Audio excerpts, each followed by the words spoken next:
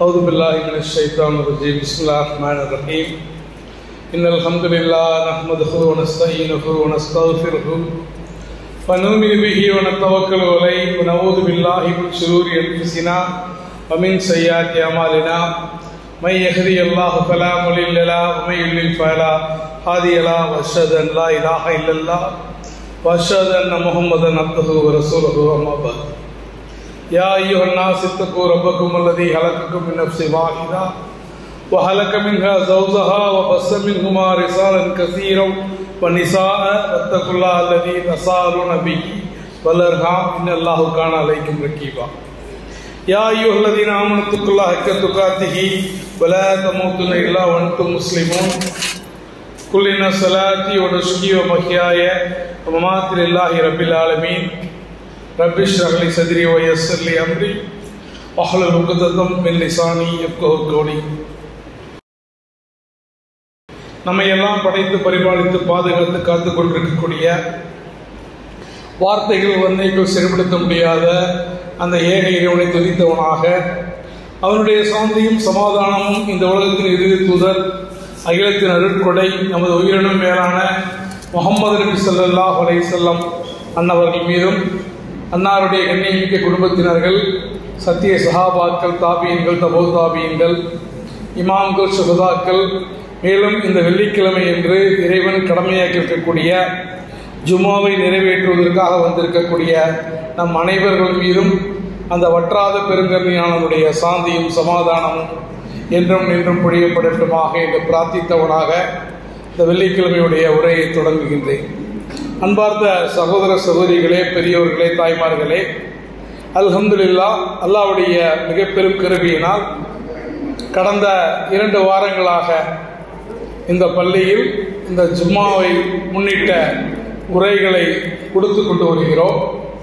முதல் அமர்வின் போது குர்ஆனுடைய முக்கியத்துவம், குர்ஆன் எப்படிப்பட்ட ஒரு சமூகத்தை உருவாக்குச்சுன்றதை பார்த்தோம். அடுத்து சென்ற வார அமர்வின் போது ஒரு முஸ்லீமுடைய ஈமான் எந்த அளவுக்கு வலுவாக இருக்க வேண்டும், ஒரு முஸ்லீமுடைய ஈமான் எந்த அளவுக்கு வலுவாக இருக்கிறதோ அதை வைத்து அல்லாஹ் தஆலா இந்த உலகத்திலும் வெற்றியை கொடுப்பான், மறு உலகத்திலும் வெற்றியை கொடுப்பான். இன்னைக்கு நம்ம பலஸ்தீனத்தை பார்க்கிறோம், ரஃபா பகுதியை பார்க்கிறோம், குண்டு மழை பொழிந்து கொண்டிருக்கிறது. பிறக்கக்கூடிய குழந்தை எத்தனை மணி நேரங்கள் உயிரோடு இருக்கும் என்பதற்கு எந்த உத்தரவாதமும் இல்லை. இருந்தாலும் கூட அந்த அபாயகரமான சூழலிலே கூட அவர்கள் 5 வேளை தொழுகைகளை சரியாக தொழுகிறார்கள். அவர்கள் தங்கள் ரப்புக்கு செய்ய வேண்டிய கடமைகள்ல ஒரு சிறிய குறையும் வைக்கவில்லை. குர்ஆன் திலாவத்துகள் சரியாக நடைபெற்றுக் கொண்டிருக்கின்றன. இதெல்லாம் எந்த சூழலில் நடக்குது, எந்த நேரத்தில் தன் மீது குண்டு விழுமோ என்று அச்சப்படக்கூடிய சூழலில் கூட. ஏன்னா அவங்க ஒரு விஷயத்தை நன்றாக தெளிவாக விளக்கிக்கிட்டாங்க, அல்லாஹ் உதித்ததை தவிர வேறு எதுவும் எங்களுக்கு நடக்காது. நாங்கள் ஓடினாலும் சரி, எதுவும் செய்யாம படுத்தாலும் சரி, அல்லாஹ் எங்களுக்கு மரணத்தை எந்த இடத்தில் எப்படி நடக்க வேண்டும் என்று விதித்திருக்கிறானோ அதிலிருந்து ஒரு கணம் நாங்கள் முந்தவும் மாட்டோம், ஒரு கணம் பிந்தவும் மாட்டோம். எனவே அதுக்காக நாம் அலட்டிக்கொள்ள தேவையில்லை. அந்த உறுதியான ஈமானிய உறுதி, அந்த ஈமானிய உறுதி தேவை என்பதை நம்ம பார்த்தோம். அதே சூரா அஸ்ர்ல சொல்லக்கூட அல்லாஹ் என்ன சொல்றான், உங்கள எல்லாரும் நஷ்டத்தில் இருக்கிறாங்க யாரை தவிர யார் ஈமான் கொண்டார்களோ சொல்லிவிட்டு அடுத்து அல்லாஹ் அமலும் சாலிஹா, யார் நற்செயல்கள் புரிகிறார்களோ. அமல் செஞ்சுட்டா மட்டும் அதாவது ஈமான் கொண்டா மட்டும் போதுமான்னு கேட்டா கிடையாது. அப்ப இஸ்லாத்தை பொறுத்த வரைக்கும் நற்செயல்கள் நிறைய இருக்கு. அல்லாஹ் நாடினா அதை வேற வேற ஜும்மாக்கள்ல பார்ப்போம். இன்றைக்கு நாம வணக்க வழிபாடுகள், இறைவன் கடமையாக்கி இருக்கக்கூடிய வணக்க வழிபாடுகள், தொழுகை, நோன்பு, ஜக்காத்து, ஹஜ், இந்த 4 கடமைகளை பொறுத்த வரைக்கும் எல்லா முஸ்லீம்களுக்கும் இது கடமை தான். நான் உயர்ந்த குலத்தில் பிறந்தவன், நான் நேரடியாக அந்த வம்சத்தில் இருக்கிறேன் அப்படின்லாம் எந்த பாகுபாடும் இஸ்லாத்துல கிடையாது. இன்னும் கேட்டா இஸ்லாத்தை நோக்கி பெரும்பான்மையான மக்கள், குறிப்பாக பட்டியலின மக்கள், பிற்படுத்தப்பட்ட மக்கள் இஸ்லாத்தை நோக்கி வருவதற்கு பயான்கள் காரணம் கிடையாது, தொழுகைத்தான் காரணம். ஏன்னா தொழுகையை பார்க்கிறாங்க. இதே இந்த தெரு இருக்கிறதே, இந்த மௌலவி அப்துல் ரஹ்மான் அவர்களும் அவ்வாறு தான் இஸ்லாத்திற்கு வந்தார்கள். இதே மௌலவி அப்துல் ரஹ்மான் நம்ம நிறைய பேருக்கு இந்த தெருவில் இருக்கிறோம், ஆனா அவர் யாரு, எதற்காக இந்த பேர் வச்சிருக்கிறாங்கிற வரலாறு கூட தெரியாது. அல்லாஹ்வுடைய உதவியால சென்ற மாதம் சொர்க்கத்தொழி பத்திரிகையில நம்முடைய நண்பர் மூலமாக அவரை பற்றி ஒரு கட்டுரையை இடம்பெற செய்திருக்கிறோம். அவருடைய முழுமையான வரலாறு அதில் இருக்கிறது. அப்போ அவர் ரயில்வே மாஸ்டராக இருந்த போது அவர் ஒரு வைதிக குடும்பத்தில் பிறந்திருந்தாலும் கூட அந்த அவர்களை பொறுத்த வரைக்கும், பிராமணர்களை பொறுத்த வரைக்கும், வைதிகர்களை பொறுத்த வரைக்கும் அந்த பிரம்ம முகூர்த்தம், அந்த காலட்டை தஹஜ்ஜுடைய நேரம் இருக்குல்ல, அது ரொம்ப ரொம்ப முக்கியம். அப்போ அந்த நேரத்தில் அவர் எப்போதும் விழிப்போடு இருப்பார். அந்த நேரத்தில் இங்கிருந்து ஒலிக்கக்கூடிய அதானும் அதற்காக போகக்கூடிய பிள்ளைகளும் அவங்க எல்லாம் ஒரே அணியில் நிற்பதும் தான் அவரை இஸ்லாத்தின் பக்கம் திருப்புவதற்கு காரணமாக இருந்தது. இந்த தமிழ்நாட்டிலேயே பெண்கள் இந்த பர்தா சிஸ்டம், இந்த வெள்ளத்துக்குட்டி சிஸ்டத்தை கொண்டாந்தது முதல்ல அவருடைய முயற்சியால் தான். அதாவது வடலூர்ல இருக்கக்கூடிய வள்ளலாருடைய அந்த ஆடையை பின்பற்றி அவங்க அறையா வச்சிருக்காங்க, நம்ம முழு துப்பட்டியாக வைக்க வேண்டும் என்று. அந்த காலத்தில் இமாம் கசாலி ரஹ்மத்துல்லாஹுடைய பல புத்தகங்களை அந்த காலத்தில் மொழிபெயர்த்திருக்கிறார். அவர் மொழிபெயர்த்த புத்தகங்கள் இன்னைக்கு நம்ம அவங்க உறவுகள்கிட்ட கூட இல்லாத ஒரு நிலையை பார்க்கிறோம். ஏன்னா நம்ம தேடணும், அதனுடைய ஆவணங்களை எங்க இருக்குன்னு தேடணும், கிடைக்கல. கடைசியில் கோட்டக்குப்பத்தில் 5 மண் நூலகத்தில் கிடைச்சது. அதெல்லாம் இன்னைக்கு யூஸ் பண்ண முடியாத, அதை அந்த இப்போ மாடர்ன் டெக்னாலஜியை வச்சு அதை சாஃப்ட் காப்பியாக மாற்றிட்டு இருக்கிறோம். ஸோ நமக்கு மத்தியில் நிறைய பொக்கிஷங்கள் இருக்கு, நமக்கு தெரியல. அப்போ அவங்களாம் இஸ்லாத்துக்கு வந்ததற்கு அடிப்படை காரணம் தொழுகையை ஒரு மனிதன் பார்க்கும் போது அவன் தெளிவாக தெரிஞ்சுக்கிறான். அல்லாஹ் அக்பர் என்று சொன்னவுடன், இறைவன் மிகப்பெரியவன் என்று சொன்னவுடன், இப்போ இதே பள்ளிவாசல் எடுத்துங்க. இந்த பள்ளிவாசலுக்கு இந்த நாட்டுடைய மிகப்பெரிய பொறுப்பிலே இருப்பவர் வந்தாலும் கூட அவர் லேட்டா அவர் பின்னாடி தான் நின்று தொழுவார். அதே சமயத்தில் ஒரு சாதாரண மனிதர் முன்னாடி வந்தால் கூட ஒரு முன்வரிசையில் நின்று தொழக்கூடியவராக இருக்கிறார். குர்ஆனுடைய வசனங்களை ஓதி தேர்ச்சி பெற்ற எந்த ஒரு ஹாஃபியும் அல்லது எந்த ஒரு மௌலவியும் அல்லது எந்த ஒரு மனிதரும் கூட எல்லா மனிதர்களுக்கும் இமாமத் செய்வதற்கான தகுதியை, இமாமத் செய்வதற்கான அந்தஸ்தை இஸ்லாம் கொடுத்திருக்கிறது. இது நீங்க வேற எந்த மார்க்கத்திலையும் பார்க்க முடியாது.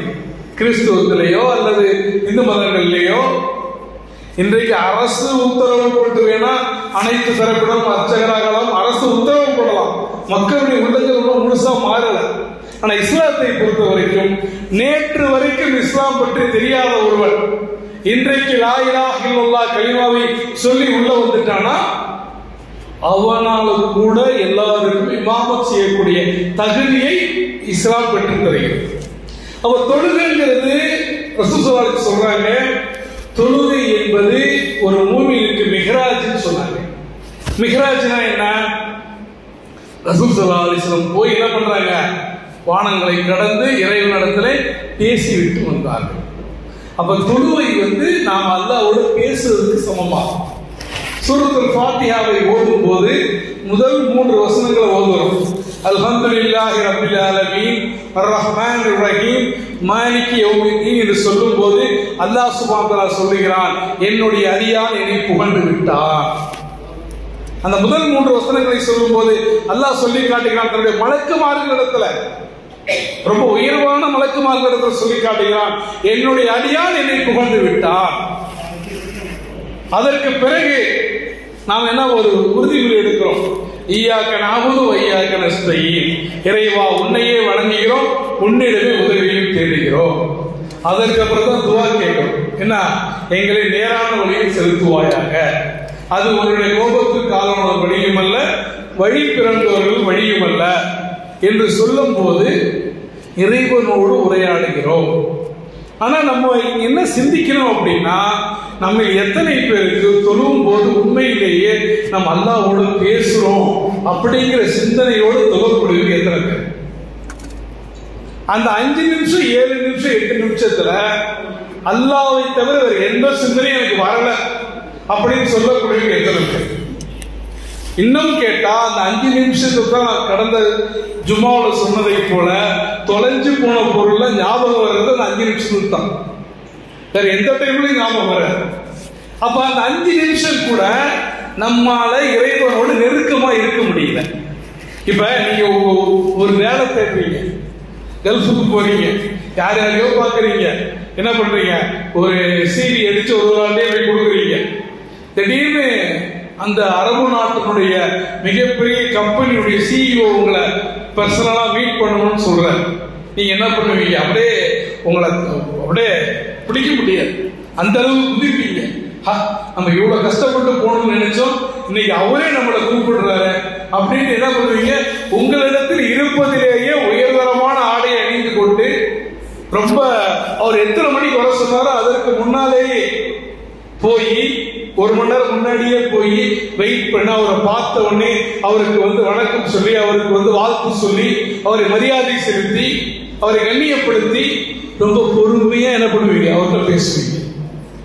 நீங்க உலகத்துக்கு எந்த சிஇஓக்கெல்லாம் விட அவர்களை எல்லாம் படைத்த ரப்பல் ஆலமீன் இடத்துல பேச போய் 1 மணி நேரம் உலகத்தை படைத்த ரப்பல் ஆலமீன் அவரை பார்த்த உடனே அவருக்கு நல்ல வழக்கை சொல்லி, அவருக்கு வாழ்த்தை சொல்லி, அவரை மரியாதை செலுத்தி, அவரை கண்ணியப்படுத்தி ஒரு இன்டர்வியூ பொறுமையா என்ன பண்ணுவீங்க, அவர்கிட்ட பேசுவீங்க. வித்தியாசம் என்னன்னா, என்ன உலகத்துக்கு எந்த சிஇஓக்கெல்லாம் விட அவர்களை எல்லாம் படைத்த ரப்பல் ஆலமீன் இடத்துல பேச போறோம், உலகத்தை படைத்த ரப்பல் ஆலமீன் இடத்துல பேச போகிறோம்.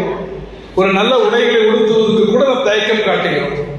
அதாவது ஒரு இன்டர்வியூக்கு போறவனுக்கும் ஒரு பள்ளிவாசலுக்கு போறவனுக்கும் ஒரு வித்தியாசம் என்னன்னா, என்ன இருக்கோ அதை அப்படியே போட்டுருவோம், நம்ம அல்ல தானே.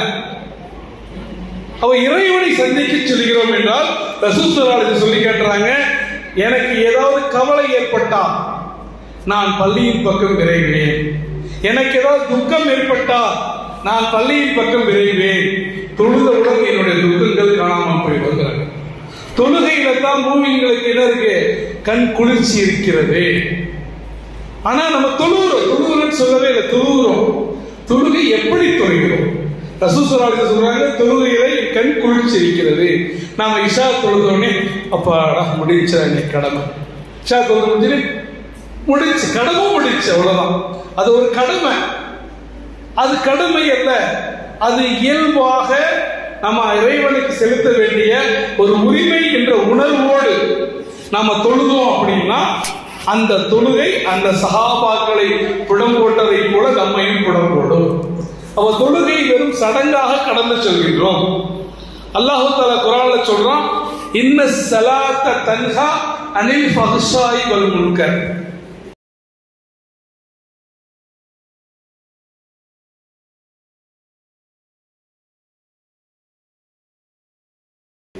சின்னமாக தொழுகை என்பது தீமையான மானக்கேடான விஷயங்களை விட்டு உங்களை தடுக்க வேண்டும். இன்னைக்கு பார்க்கிறோம், ஒரு காலத்துல ஒரு 20-30 வருஷத்துக்கு முன்னாடி பாத்தீங்கன்னா பள்ளி வாசலுக்கு தொழுகைக்கு மக்களே வர்றது ரொம்ப கம்மி. முதல் சப்பு கூட என்ன இருக்காது, நிக்காது. அதுல நிக்கிறவங்க எல்லாம் யாரா இருப்பாங்கன்னா 50 வயசு தாழ்ந்தவங்களா தான் இருப்பாங்க. நாங்க அது ஷார்ட்டா செமி மலக்குன்னு சொல்லுவோம். ஏன்னா செமி மலக்கு அப்படின்னா பாவம் செய்ய மனசு நினைச்சாலும் உடம்பு ஒத்துழைக்க.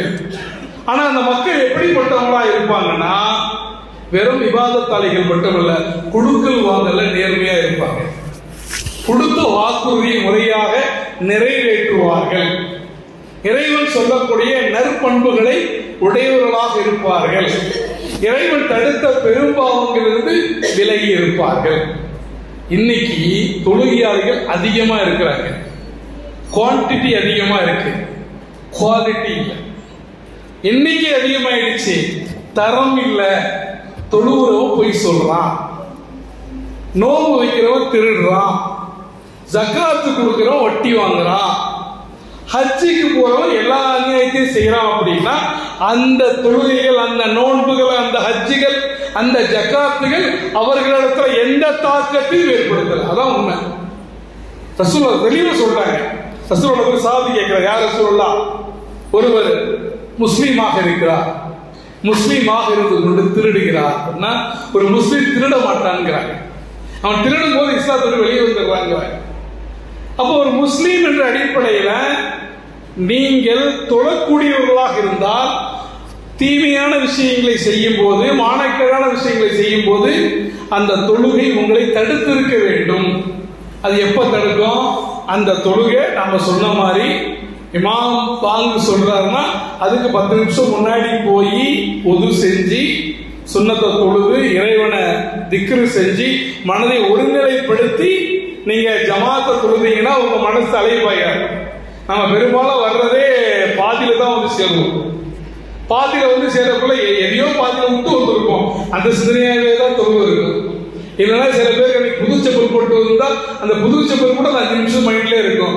அங்க விட்டு வந்தா கரெக்டா இருக்கா இல்லையான்னு தெரியலையேன்னு. அப்ப இது என்னன்னா தொழுகிறோம், அவ்வளவுதான். ஜஸ்ட் தொழுது. அதுல எந்த தாக்கமும் இல்லை, எந்த தரமும் இல்லை.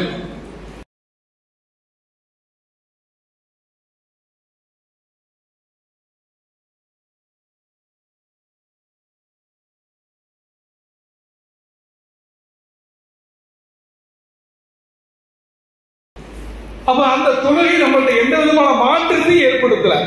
இஸ்லாத்தை பொறுத்த வரைக்கும் எந்த வணக்க வழிபாடுகளாக இருந்தாலும் அது மனிதர்களிடத்தில் தாக்கத்தை ஏற்படுத்த வேண்டும். நோன்பு அல்லாஹ் என்ன சொல்ற குர்ஆன்ல, உங்களுக்கு முன் சென்ற சமுதாயத்தின் மீது கடமையாக்கப்பட்டதை போல உங்களுக்கு நோன்பு கடமையாக்கப்பட்டிருக்கிறது. ஏனென்றால் தத்தகூன் லஅல்லக்கும் தத்தகூன், நீங்கள் தக்குவா உடையவராக பயபக்தி உடையவராக ஆக வேண்டும் என்பதற்காக. அப்ப தக்குவானா என்ன அப்படின்னா, யார் பார்த்தாலும் பார்க்காவிட்டாலும் அல்லாஹ் ரப்பல் ஆலமீன் என்னை பார்த்து கொண்டிருக்கிறான்ற உணர்வோடு இருப்பது. இதுக்கு ஒரு சின்ன உதாரணம் சொல்லுவோம் அப்படின்னா, சையதுனா உமர் ரலியல்லாஹு அன்ஹு அவர்கள் அவங்க ஆட்சி தலைவராக கலீஃபாவாக இருக்கிறாங்க. அவங்க என்ன பண்றாங்க, மக்களுடைய குறைகளை கேட்பதற்காக நகர்வலம் போறாங்க. நகர்வலம் போகும்போது ஒரு வீட்டில் ஒரு தாயும் பெண்மணியும் பேசிக் கொள்கிறார்கள். அப்ப அது என்னன்னு கேட்கிறாங்க.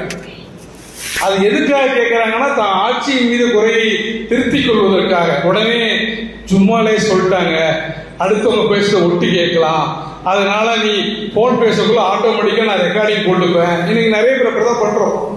அதுவும் ஒரு திருட்டு தான். கேட்டா அதுக்கு நம்ம காரணம் சொல்லுவோம், அது ஆட்டோமேட்டிக் டிஃபால்ட்டா இருக்கு, அல்லாஹ் கண்டிப்பா விசாரிக்கும். ஏன்னா உங்க இடத்துல பேசக்கூடிய ஒரு மனிதர் பல அமானிதங்களை கூட பேசக்கூடியவராக இருப்பார். பின்னால ஏண்டா இதை சொன்னோம், இதை சொல்லாமலே இருந்திருக்கலாம் கூட அவர் என்ன பண்ணுவாரு நினைப்பார். அப்ப உமர் ரலியல்லாஹு விட்டு கேட்கிறாங்க. அப்ப தாயும் மகளும் பேசிக் கொள்கிறார்கள். தாய் சொல்றாங்க, மகளே, அவங்க பால் வியாபாரம் செய்யறாங்க, பால்ல வந்து நம்ம கட்டுப்படியாக மாட்டேங்குது, அதனால பால்ல கொஞ்சம் கூடுதலா தண்ணி கலந்துங்க, அப்பதான் நம்ம கட்டுப்படி ஆகுங்கிறாங்க. உடனே மகள் சொல்றாங்க, இல்ல கலீஃபா உத்தரவு போட்டிருக்கிறார். என்ன உத்தரவு போட்டிருக்காங்க? பால்ல தண்ணி கலக்க கூடாதுன்னு உத்தரவு போட்டிருக்காங்க. என்ன கலீஃபா என்ன பார்த்துட்டா இருக்காரு அப்படின்னு கேட்கிறாங்க. உண்மையிலே பார்த்துட்டு இருக்க கலீஃபா. மகள் சொல்றாங்க, கலீஃபா பார்க்கிறாரா இல்லையா என்பது முக்கியம் அல்ல, கலீஃபாவை நம்மையும் படைத்து அல்லாஹ் பார்த்து கொண்டிருக்கிறான் அப்படிங்கிறாங்க. சொன்ன உடனே உமர் ரலியல்லாஹு அப்படியே சிலிர்த்து போயிடுது. அடுத்த நாள் அந்த பெண்மணியை கூப்பிடுறாங்க. அந்த பெண்மணியை அரசவைக்கு கூப்பிட்டு இந்த மாதிரியான நடந்த சம்பாஷணையை சொல்லிவிட்டு சொன்னார்கள். அந்த பெண்மணியை தன்னுடைய மகனுக்கு மனம் முடித்தார்கள். கலீஃபா அந்த தக்குவாவோடு அந்த பெண் இருந்த காரணத்தினால தன்னுடைய மகனுக்கு மனம் முடித்தார்கள். அந்த பெண் பெற்றெடுத்த மகள் வயிற்று மகன்தான் 2ஆம் உமர் என்று வரலாறு சொல்லக்கூடிய உமர் பின் அப்துல் அஜீஸ் என்ற ஒரு மகத்தான ஒரு மனிதரை அந்த பெண்ணுடைய மகள் தான் பெற்றெடுத்தார். அப்ப இது எல்லாமே தக்குவா. இந்த தக்குவா வந்து நம்மள்ட்ட கொண்டு வரணும். நோன்பு துடிக்குது. 14 மணி நேரம் வேலை, 14 மணி நேரம் நோன்பு வைக்கணும், 13 மணி நேரம் நோன்பு இருக்கிறோம். இப்ப நம்ம முன்னாடியெல்லாம் பயான் பண்ணக்குள்ள என்ன சொல்லுவோம் அப்படின்னா, துபாயில குவைத்துல பயான் பண்ணக்குள்ள இந்தியாவை விட அங்க வெயில் அதிகம். இப்ப அப்படி பேச முடியல, ஏன்னா அங்க விட இங்கதான் வெயில் அதிகமா இருக்கு. ஆனா உண்மையிலேயே அங்க அதிகமான வெயில் இருக்கக்கூடிய சமயத்துல 55-56வது மாடி மேல வேலை பார்த்துட்டு இருப்பான். மேல போட்டிருக்கூடிய கவரால் அப்படியே எடுத்து புழிஞ்சா வேர்வை ஊத்தும் தண்ணியா. அந்த அளவுக்கு கஷ்டத்துல வேலை செய்யற ஒருத்தவங்க கூட அந்த 13 மணி நேரம் 14 மணி நேரம் சாப்பிடாம தண்ணி குடிக்காம இருப்பான். எல்லா பிற மத நண்பர்களும் ஆச்சரியத்தோடு கேட்கிற கேள்வி, எப்படி நீங்க நோன்பு வைக்கிறீங்க, எப்படி உங்களால தண்ணி குடிக்காம இருக்க முடியுது, எச்சி கூட முழுங்க மாட்டீங்களா, திரும்பி திரும்பி கேட்பாங்க. ஏன்னா அது ஆச்சரியம். அப்ப அந்த 13 மணி நேரம் 14 மணி நேரம் நம்ம நோன்பு இருக்காம, அதாவது தண்ணி குடிக்காம, ஹலாலான தண்ணிய ஹலாலான உணவை குடிக்காம இருக்கிறவங்க அது என்ன தாக்கத்தை நமக்கு கொடுக்கணும்னா, நோன்பு முடிந்த பிறகு ஹராமான பொருளை தொடாமல் இருக்கக்கூடிய பயிற்சி நமக்கு கொடுக்கணும். ஹராமான பானத்தை அருந்தாமல் இருக்கக்கூடிய பயிற்சியை நமக்கு கொடுக்கணும். ஹராமான உறவின் பக்கம் செல்லாமல் இருப்பதற்கான பயிற்சியை நமக்கு கொடுக்கணும். அதுதான் நோன்புடைய நோக்கம்.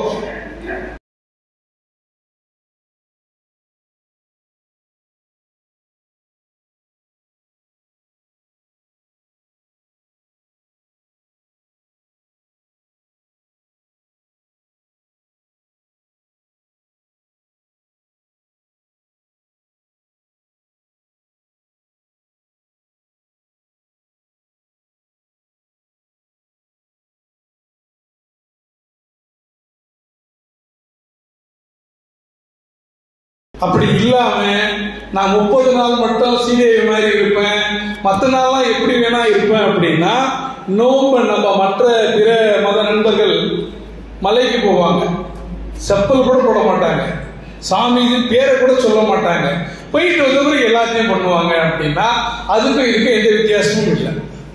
மார்க்கத்தை பொறுத்த வரைக்கும் எல்லா கடமைகளும் மனிதர்களிடத்துல ஒரு தாக்கத்தை ஏற்படுத்துவதற்காகத்தான் ஏற்படுத்தப்பட்டிருக்கு.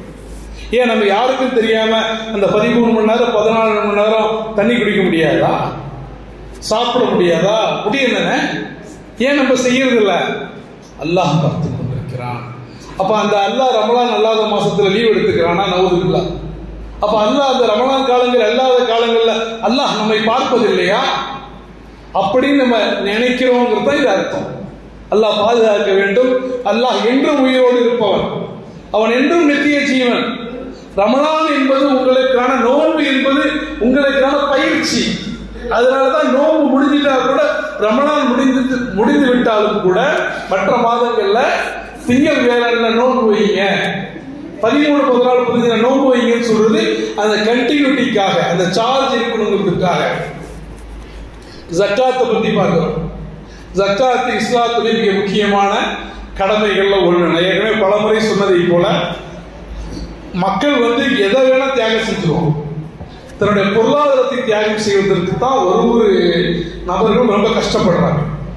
ஆனா உண்மையிலே பாத்தீங்க அப்படின்னா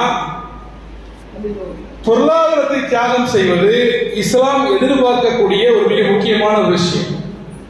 ஒரு மனிதனுடைய ஈமான் முழுமையடைய வேண்டும் என்றால் முதல்ல அவருடைய தன்னுடைய பொருளாதாரத்தை தான் அவர் தியாகம் பண்ணணும். ஆனா மனிதன் என்ன நினைச்சுக்கிறான்னா, இது ஏன் காசுன்னு நினைச்சுக்கிறான், இது நானே உழைத்து சம்பாதித்தது, இதுக்கும் அல்லாஹ்வுக்கும் எந்த சம்பந்தமும் இல்லை என்று நினைக்கின்ற காரணத்தினால் ஜக்காத்து கொடுங்கன்னு சொன்னா மனுஷனுக்கு வலிக்குது. ஆனா உண்மையிலேயே நல்லா சிந்திச்சு பார்க்கணும். இதுக்கு சம்பந்தம் இல்லாத வேற ஒரு உதாரணத்தை சொல்றேன், ஆனா அது இதுக்கு பொருந்தும். ஒரு முறை ஒரு சஹாபி தன்னுடைய மனைவியை விட்டு ஒரு வியாபாரத்துக்காக போறார். அப்ப அவர்களுடைய பிள்ளை உடல்நிலை சரியில்லாமல் இருக்கிறது. உடல்நிலை சரியில்லாமல் இருக்கும் போது அவர் வியாபாரத்துக்கு போயிட்டு வீட்டுக்கு திரும்பி வராரு. அன்று இரவோ அடுத்த நாளோ வராரு.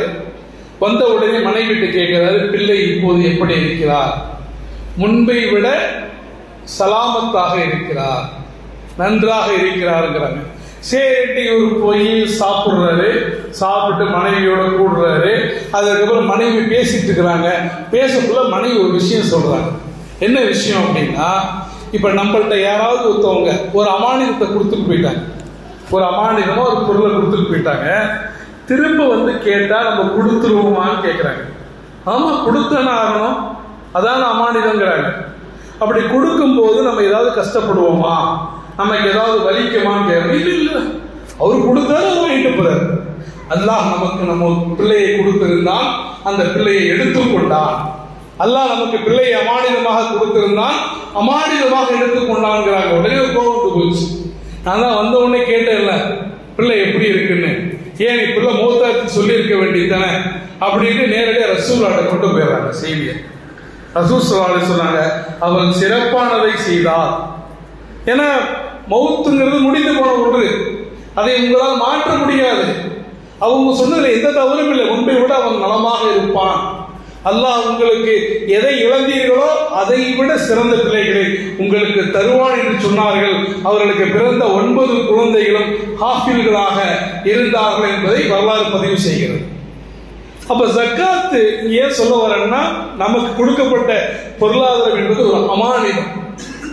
சிலரை எல்லாம் பணக்காரராகி வைத்திருக்கலாம், சிலர் கோடீஸ்வரனாக்கி வைத்திருக்கலாம், சிலருக்கு அதிகாரத்தை கொடுத்திருக்கலாம். இதெல்லாம் எதுக்காக தெரியுமா? எந்த அளவுக்கு பொருளாதாரம் எனக்கு அதிகமாக கொடுக்கப்படுகிறதோ, எந்த அளவுக்கு அதிகாரம் எனக்கு அதிகமாக கொடுக்கப்படுகிறதோ, மறுமையில கேள்வி எனக்கு கஷ்டமா இருக்கும் போதுன்னு அர்த்தம்.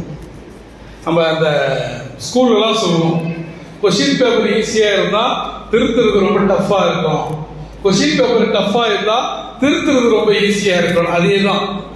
அப்ப ஜக்காத்து நம்மளுடைய அந்த பொருளாதாரத்தை சுத்தம் செய்வதற்கான ஒரு விஷயமாக அல்லாஹ் சொல்லி காட்டுகிறான். அல்லாஹ் சொல்றான், வஸக்கீஹும், அவர்களை சுத்தப்படுத்துவதற்காக அவர்களுடைய பொருளில் இருந்து எடுத்து செலவு செய்வீர்களாக.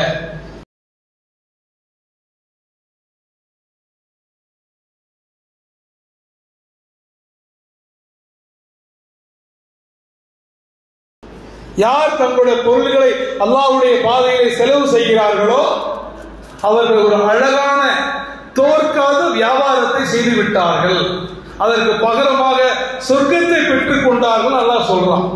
அப்ப இந்த உணர்வு நமக்கு சரியா இருந்துச்சு அப்படின்னா, இந்த மாதிரி கடமைகள் என்னென்ன காரணங்களுக்காக இறக்கப்பட்டதோ அந்த அடிப்படையில் இருந்துச்சு அப்படின்னா, ஹஜ்ஜுக்கு இவ்வளவு கஷ்டப்பட்டு போறோம். இப்பயே பரவாயில்லை, அந்த காலத்துல ஹஜ்ஜுக்கு போனவங்க திரும்ப வருவாங்களாங்கிறதுக்கு எந்த கேரண்டியும் கிடையாது. ஏன்னா அன்னைக்கு இன்னைக்கு இருக்கிற மாதிரி வாகன வசதிகளோ டிரான்ஸ்போர்ட்டோ எதுவுமே கிடையாது. அதனாலதான் சொல்லிட்டு போற பழக்கமே வந்துச்சு. ஏன்னா அவங்க திருப்பி வருவாங்கிறது எந்த கேரண்டியும் கிடையாது. அதனால என்ன பண்ணுவாங்க, நான் உங்களுக்கு மனம் அறிந்தோ மனம் அறியாமல் ஏதோ தவறு செஞ்சுதா என்ன மன்னிச்சிருங்க ஒரு வாட்டி சொல்லிட்டு ஹஜ்ஜுக்கு போவாங்க. இப்பயும் வாட்ஸ்அப்ல அனுப்பிச்சிட்டு போறாங்க. போயிட்டு வந்த பிறகு அவங்க செய்யற காரியத்தை பார்த்தா, இவனடா மெசேஜ் அனுப்பிச்சான், அது தெரியாம அனுப்பிச்சா பழகுது அப்படின்னு நினைக்கிற மாதிரி இருக்கு. அப்ப இந்த ஹஜ்ஜுக்கு போய் அவ்வளவு தூரம் கஷ்டப்பட்டு அல்லாஹ்வுக்காக தங்களுடைய காலத்தை, நேரத்தை, பொருளாதாரத்தை செலவு செஞ்சுட்டு வீட்டுக்கு திரும்பி வர ஒரு மனுஷன் பக்கத்து வீட்டுக்காரன் பசிச்சிருக்கும் போது அவனுடைய உணவு தேவையை நிறைவேற்றுவதற்காக ஒரு 100 ரூபாய் கேட்கிறான் அப்படின்னா, நானே இப்பதான் ஹஜ்ஜுக்கு போயிட்டு வந்திருக்கேன், நீ 100 ரூபாய் கேட்கிற அப்படின்னு சொன்னானா அங்க அல்லாஹ் பாதுகாக்கணும். ஹஜ்ஜு கடமைகள் அடிப்படையில் நிறைவேறிவிடும். ஆனால் ஹஜ்ஜு அவங்கள்ட்ட ஏற்படுத்த வேண்டிய தாக்கம் மறைஞ்சு போயிடுச்சு, ஏற்படலன்னு அர்த்தம். மால்கம் எக்ஸ் என்று சொல்லப்படக்கூடிய கருப்பின தலைவர், அவர் இஸ்லாத்தை ஏற்ற பிறகு சொன்னார், கருப்பர்கள் நிம்மதியாக வாழ வேண்டும்னா வெள்ளையர்கள் கொன்றொழிக்கப்பட வேண்டும் பேசினவர். அவர் ஹஜ்ஜுக்கு போறார். ஹஜ்ஜுக்கு போயிட்டு எழுதுறார், எனக்கு பக்கத்தில் இடது பக்கத்தில் என்னை விட கருப்பன் ஒருவன் இருந்தான், எனது வலது பக்கத்தில் அமெரிக்கனை விட வெள்ளையன் ஒருவன் இருந்தான். அப்போது உணர்ந்து கொண்டேன், இந்த உலகில் எந்த நிறத்தை சேர்ந்தவனும் ஒன்றாக இருக்க முடியும் இஸ்லாத்தை ஏற்றுக்கொண்டால். அதுதான் ஒரு மிகப்பெரிய ஒரு சக்தியாக மாற்றியது. அப்ப அந்த ஹஜ்ஜுக்கு போயிட்டு நம்மள்ட்ட அந்த சமத்துவம் இல்லைன்னு வச்சுங்களேன். ஹஜ்ஜுக்கு போறோம், கருப்பன் வெள்ளையன், பிடிச்சவன் பிடிக்காதவன், வேலைக்காரன், அடிமை, ஆண்டாள், எல்லாம் ஒன்னாதானே இருக்கிறோம். எல்லாம் ஒன்னாதானே அந்த கட்டாந்தரையில போய் படுத்துட்டு வரோம். அங்க யாருக்கும் எந்த பெட்டு கிடையாது, யாருக்கும் எந்த சுகம் கிடையாது. ஆல் ஆர் ஈக்குவல், எல்லாருமே சமம். அப்படிலாம் போயிட்டு மீண்டும் இங்க அந்த ஆண்டாள் அடிமை முறையில நாம இருந்தோம் அப்படின்னா, நம்மளுடைய இஸ்லாம் என்ன கருத்தை விதைக்குதுன்னு நினைக்குதோ அந்த வணக்கங்களின் மூலமாக என்ன தாக்கங்கள் ஏற்படணுமோ அது ஏற்படலன்னு அர்த்தம். எனவேதான் இஸ்லாத்தினுடைய இந்த வணக்கங்கள்லாம் இப்ப தொழுகிறோம், ஒரு நாளைக்கு அதிகபட்சம் போனா 50 நிமிஷம் தொழுக முடிச்சு. அதே போல நோம்புங்கிறது ரமலான் மாசம் மட்டும்தான், ஜக்காத்துங்கிறது வருஷத்துக்கு ஒரு நாள் தான், ஹஜ்ஜுங்கிறது ஆயுளுக்கு ஒரு தடவை. அப்ப மீதம் உள்ள நாட்கள், ஒரு நாள்ல மீதி 23 மணி நேரம் இருக்குது. நம்ம அப்படிதான் பண்றோம். அந்த 1 மணி நேரத்தை அல்லாஹ்வுக்கு கொடுத்துறோம், 23 மணி நேரத்தை சைத்தானுக்கு கொடுத்துறோம். அல்லாஹ் பாதுகாக்கணும், அதுல எந்த பிரயோஜனமும் இல்லை. அப்ப வாழ்க்கையில வணங்காதீங்க. உங்களுடைய வாழ்க்கையே வணக்கமாக மாறணும்னா, நீங்க அடுத்தவங்களோட பேசுறீங்கல்ல, அடுத்தவங்களை பார்த்து சிரிக்கிறீங்கல்ல, அடுத்தவங்களோட உரையாடுறீங்கல்ல, அடுத்தவங்களோட பொருளாதாரத்தை கையாளுறீங்கல்ல, எல்லா விஷயங்களையும் செய்யும் போதும் அல்லாஹ் என்னை பார்த்து கொண்டிருக்கின்றான் என்ற அச்ச உணர்வோடு நீங்கள் இருந்தால் அதுதான் இஸ்லாம் உங்கள்ட்ட எதிர்பார்ப்பது என்று சொல்லி இறுதியாக ஒரு சம்பவத்தை சொல்லி இதை முடிவு செய்கிறேன். ரசூல் ஸல்லல்லாஹு அலைஹி வஸல்லம் அவர்கள்ட்ட 2 பெண்மணிகளை பற்றி கேட்கப்படுகிறது. என்ன அப்படின்னா, ஒரு பெண்மணி ரொம்ப தொழுவா, அதாவது கடமையான தொழுகைகள் இல்லாம நிறைய தொழுவா, மேலும் நிறைய நோன்பு வைப்பா, நிறைய சதக்கா செய்வா, ஆனால் பக்கத்து வீட்டாரை நோவினை செய்து கொண்டே இருப்பார் என்று சொல்லப்பட்ட போது அவருடைய இருப்பிடத்தை நீங்கள் நரகத்தில் கண்டுகொள்வீர்கள் என்று சொன்னார்கள். ஒரு பெண் கடமையானதை மட்டும் செய்வா, கடமையான தொழுகைகள், கடமையான நோன்புகள், ஆனால் பக்கத்து வீட்டாரோடு மென்மையாக நடந்து கொள்வார் என்று சொல்லப்பட்ட போது அவருடைய இருப்பிடத்தை சொர்க்கத்தில் கண்டுகொள்வீர்கள் என்பதாக நமது வழிகாட்டியாகிய முஹம்மது நபி ஸல்லல்லாஹு அலைஹி வஸல்லம் அவர்கள் சொல்லி இருக்கிறார்கள் என்றால், வணக்கம் என்பது எவ்வளவு முக்கியமோ அந்த வணக்கம் நம்மிடத்தில் என்ன மாற்றத்தை ஏற்படுத்த விரும்புகிறது என்பதும் முக்கியம். அல்லாஹு தஆலா அவனுடைய அவனை வணங்கக்கூடிய அந்த வழிபாடுகளின் மூலமாக நம்மிடத்தில் என்ன மாற்றங்கள் ஏற்பட வேண்டும் என்று விரும்புகிறானோ அத்தகைய மாற்றங்களை ஏற்படுத்தக்கூடிய வணக்கங்களாக நம்முடைய வணக்கங்கள் அமைவதற்கு அல்லாஹ் தஆலா தௌஃபீக் செய்வானாக என்று கூறியவனாக இதை நிறைவு செய்கிறேன். வாஹிதமான ரப்பில் ஆலமீன். யார் யாரெல்லாம் சுன்னத் தொழுவுலையோ அவங்க சுன்னத் வந்துக்கலாம்.